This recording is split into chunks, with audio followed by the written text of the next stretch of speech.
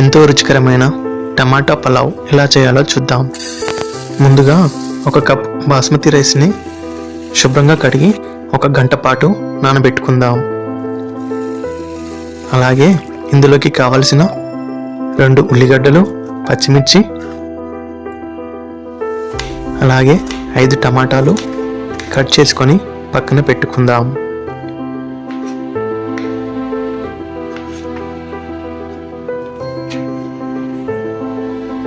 ఇప్పుడు స్టవ్ వెలిగించి గిన్నె పెట్టి 1 పావు నూనె వేసుకొని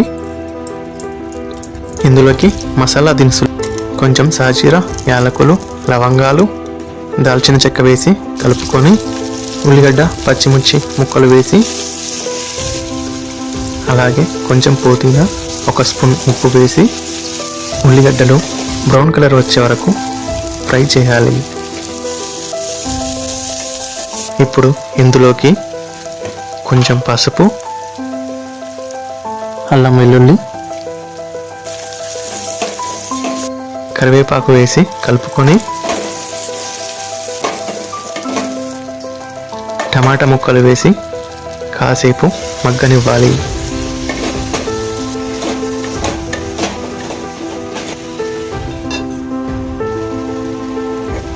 తరువాత రుచికి తగినంత ఉప్పు, 1 స్పూన్ కారం వేసి ఉడికించుకోవాలి.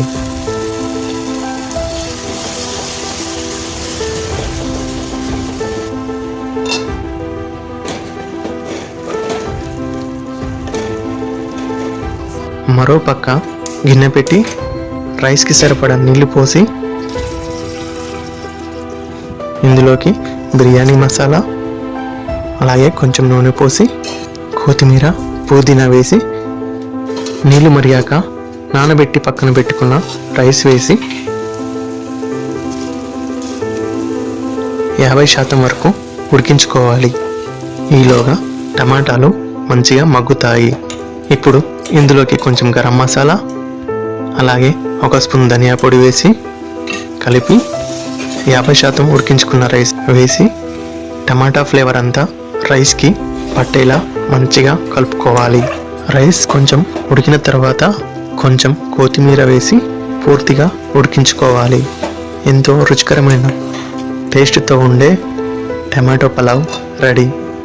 ఇలాంటి మరిన్ని వీడియోస్ కోసం మా ఛానల్ని సబ్స్క్రైబ్ చేయండి. Thank you.